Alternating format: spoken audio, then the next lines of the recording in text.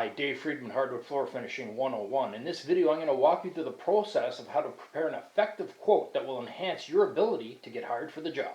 So stick around and I'll show you how I do it. So while this video is specific to hardwood floor finishing, many of the points can be applied to other trades as well. I operate a thriving floor finishing company in southern Ontario. Now, when I was starting out, I found one of the most difficult things to do was to prepare effective quotes for customers. Since then, I've prepared literally thousands of quotes and have honed the skill of how to prepare an effective quote to get the job. As with any skill, practice makes perfect, so the more quotes you do, the better you will get at preparing effective quotes. So in the early days, it was a handwritten quote submitted on the spot. Sometimes I would hear back from get the job, and oftentimes I wouldn't hear back at all. All my quotes now are sent by email, and I don't give any verbal quotes that aren't confirmed until I get there. Oftentimes I'll receive calls and they'll want to know basically how much do you charge per square foot or how much will it cost. I always give them a ballpark, but I never confirm a quote until I've seen it, and that's stipulated when I talk to the customer. Now, in the days of text messaging, I'll often get texts asking me to give them a ballpark price for a quote. I will give ballpark prices, but I always stipulate at the end that I'll need to see it for final quote.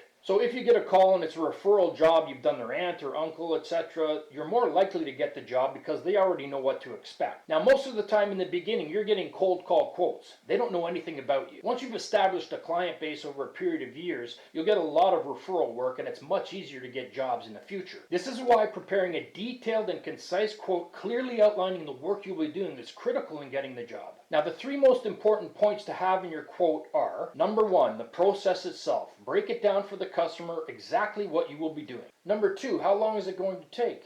3 days, 5 days, 2 weeks? They need to know this. They won't have access to the floor during the staining and finishing process, so they may need to make arrangements to stay elsewhere while the work is being done. And of course, most importantly, is the price. I'll expand on these points a little later. Basically, the customer needs to know that you know what you're doing.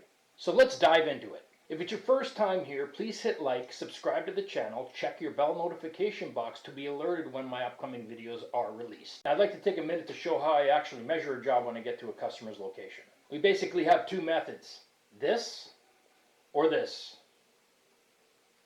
Now, what do you think's better? The traditional tape.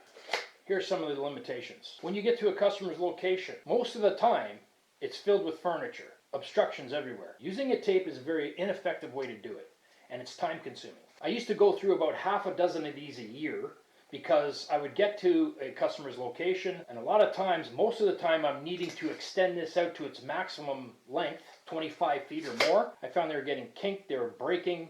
The ends, especially here, when you're trying to loop in, they're going to get bent, they're going to crack. I was going through half a dozen of these a year. A lot of times the customers say, "Oh, I'll hold that for you, I'll go to the end," so you're inconveniencing them a little bit. They usually don't mind, but it's the whole point of them having to kind of help you do your quote. It looks a little amateurish. So one of the greatest inventions of mankind is the digital laser tape measure. So yes, it's a bit of an investment. This was like 30 bucks at Home Depot. You can get them even more elaborate than this. They go up to, I've seen them 100 bucks plus, and I don't need that. I just need the most basic one. All I'm doing is measuring length times width. This thing cuts the measurement time for me down by, to about a quarter of the time it would with a traditional tape. You're limited by the tape in so many ways. You can't do it if it's a 55-foot length wall. You can't do it. You're having to extend the tape, put a point on the ground, extend it again. It's ridiculous. So it just takes so much longer. Now, I still do bring the tape to quotes because sometimes there are areas where there's no wall for the laser beam to actually stop on, so you can't measure unless there's a stop point for the laser. In cases like that, I will still use the tape sometimes, or I'll prop something up and use the laser. So I do bring the traditional tape with me as well. But now using this thing here, it's just a quarter of the time to do measurements in a house. Although it's a bit of an investment, definitely you want to invest in one of these if you're doing a lot of quotes. Because I do floors and I'm needing to measure rooms length by width, I'll do sometimes 3 quotes a week, right? So I need to have something that's fast and effective, and I just find that this is a great little thing to have. Now, another thing you're going to want to have as a hardwood floor finishing contractor is a swatch booklet of stain colors. And it's basically a Duraseal Minwax swatch booklet, so any of the stains that they sell would be in here. Many of the times the customer's happy with what they see on the swatch. Okay, they'll look at it and that's fine, they'll say. But if you look at a swatch color, for instance this one here, the Jackal Bean, you're not going to be as overwhelmed by it on a little swatch, but when you put on the entire floor, it's going to look quite dark. So what I'll try to do is, wherever possible, do a 2 by 2 foot square, maybe in the closet, or at least put it onto a piece of wood. Like, you know, if you have a piece of 3/4 red oak, 3 1/4 by maybe, you know, a foot long, and do it over that.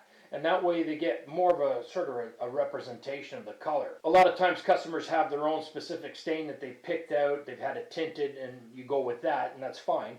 But if you are going to use the swatches, sometimes you want to give them a little bit bigger example of the color on the floor than just this little swatch booklet. So now I'd like to show you a few of the successful quotes I sent to customers, which I got hired to do. Got my company name, and you notice in this particular one I put my business number down below, which is fine. You can put it on the top, you can put it down below, it really doesn't matter. This one here is to Gino D, and there's his address. What he had requested was to sand, stain, apply 2 coats of urethane to 940 square feet of oak floor. And there's the process that I'm going to go through. And there's his subtotal, his tax, and his total. There's the optional additional coat of urethane if he wants it. This was a rental unit. I believe I did do the 3rd coat anyway. And there's the estimated completion time. The all-important customer references section. This is very important because when a potentially new customer sees this, the first thing in their mind is that this guy is credible. He's legitimate. And that's what you want as a contractor when you're submitting a quote to a new potential customer. And they see this, and they can call and verify or any one of these, and you get a good reference, then it's, you know, it's basically you have the job. So the only thing that could deter them is the price. But usually when you put this down here, you're pretty much guaranteed the job. Now, of course, starting out, I realized you're not going to have 9 or 10 references you can put down when you're just starting. But try to at least get a couple in there as soon as you can. Start with 2, and then build it up to as many as you feel comfortable doing. 5 is probably fine. You could put 5 in there. I know for a period of time in the beginning, I was just putting 2, and then as I could put 3 and 4 and 5, I did that, and then I just started putting more. At this point now, if I wanted, I could put 50 in there. But, you know, it's kind of ridiculous. You don't need to do that. You just put, you know, 4 or 5 is probably enough. But you got to make sure that you do good work, because you want to make sure that every customer you do would want to give you a reference, right? So treat every job as though it's your last. Put the same care into that job as if it were your house, right? And if you do that, and if you put all your effort into making that one job as good as it can be, then, you know, you're going to get more work. And, you know, that's the most important thing. Really, the bottom line, above all, is the quality of the workmanship has to be, you know, top notch, right? Because if it isn't, then, you know, you're certainly not going to get a reference, and you may need to spend more time trying to fix the job that you were on. So always keep that in mind. You know, just treat every job as though it was your last job. Treat every job as though it's your house. And, you know, regardless how little it is, you know, it could be a small little job. You know, you still want to take the care and the time to make sure it's done right and the customer's happy. Right? And then getting a customer reference from them it's like gold. You know, it's so helpful to you as a contractor, because really that's what we're doing here, right? So keep that in mind. And then, of course, the rest of this information that I apply to all my quotes. Now here in this particular job, again, this was a rental unit, and I do recall, now the owner wasn't there at the time. There was a lockbox on this place, and so I just went in by myself and I did the measurements and took notes. And these are the things that you have to be very careful of, is you take notes that if there's oil, pet urine, or water damage, and they're usually gray or dark gray or black, you got to make a note that they may not completely sand out, and they may still even be visible after you're done. And as long as they're aware of that, then you've covered your bases. Because if you don't put that in there and they assume that, oh, well, all those marks will be gone and it'll look like a brand new floor again, they might question, well, why isn't it? So as long as they know ahead of time, then you've covered yourself. You tell them it's going to look a lot better, which it usually does. But this was a 50 or 60-year-old house. I believe it was built in the 60s. And so it had those 3/8 thick red oak floor in it. And, those things, that was prevalent back in the time, right? Most of the homes built in the 60s and 70s had that, either that or the maple. So, you're gonna see those big oil or water marks or pet urine, and you make a note of it, put it in the quote, and you've covered yourself. A great deal of work goes into producing these videos, so if you'd like to support this channel directly, please visit the link in my Patreon page below. Okay, so we'll look at this quote here. It was sent to Brendan. His address. The job I'm doing, sand stain, apply 3 coats of urethane to oak floor. Process itself, and the price that he wanted in cash. Now you notice in this one here, I didn't put a square footage. This was about 200 square feet, as I recall. And so, I don't always put the square footage in. It's not an exact science to say to a customer, oh, it's $3 a square foot or $3.50 a square foot, because each job is unique. And you have to look at the job when you assess it and when you go for the visual inspection. So when you're looking at a job, you can't just randomly say. That's why I always say you can't just tell a customer via text or phone call that there's the price and that's final. You always have to look at the job. So if you end up writing down the square footage here and then they do a mental calculation, they might think you're too expensive or whatever. But again, it has nothing to do with the square footage. That's part of it. The square footage accounts for how much urethane and stain you're going to use, but it doesn't account for the sanding. I've had situations where it's an old pine floor, a century pine floor. It ended up being, if you calculated it out, $10 a square foot. That's why you can't just randomly say, oh, it's $3 a square foot. Now, in the beginning, you make these mistakes, and I learned from my early mistakes that I'd tell them, okay, it's $3 a square foot, $3.50 a square foot, and that was it. And then you're suffering if you're going to be in there 3 or 4 times as long as you thought sanding. It's usually just the sanding that's going to make the biggest difference in the price, because once you're down to the bare wood and you've sanded everything and you're ready to stain or urethane, the floor is ready. So really beyond that point, they're all the same. But it's getting to that point where you could have vast differences. So although you can ballpark, a lot of the times you can give them a ballpark verbally or through text, you can't finalize it until you see it. And then you have your section here for customers, references. They can refer to any of these people to verify my work. And then you give them the disclaimer of the guarantee, deposit request, and the balance. Don't forget to hit like and subscribe to the channel. So from time to time, you'll have a customer request multiple quotes. They want a quote on sand and refinish, and they also want a quote on sand, stain, and refinish. So this lady here, Lisa C., and there's her address, she wanted exactly that. She wanted me to give her a quote on sanding and refinishing, and then she wanted a quote on sanding, staining, and refinishing. So this is what I come up with. Each quote is like its own little quotation. Well, in this case here, quotes 1 and 2 are just to sand and refinish. Quotes 3 and 4 are to sand, stain, and refinish. So basically, they're for the same amount. They're for the same sections. Like 1 and 3 are for the same square footage as are quotes 2 and 4, the same square footage. It's basically applying the stain to it.